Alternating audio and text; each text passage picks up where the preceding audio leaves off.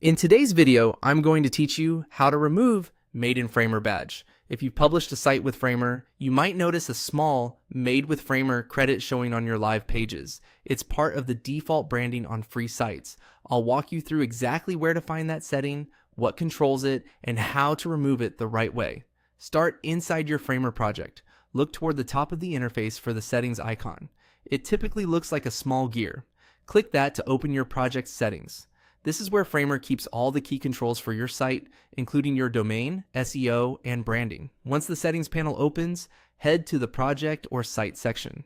In the area where you manage your site details, such as title and description, you'll see references to the Framer branding, including the Made with Framer badge that appears on your published pages. It's helpful to know that on the free tier, this badge is automatically added and can't be turned off manually. To remove it, you need to be on a paid plan that includes removing Framer branding. That's by design.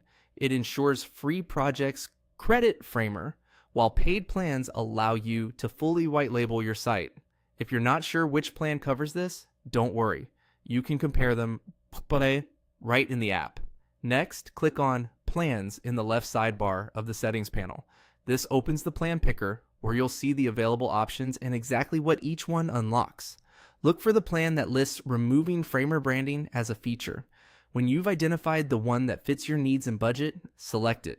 Framer will guide you through the checkout flow to confirm your choice.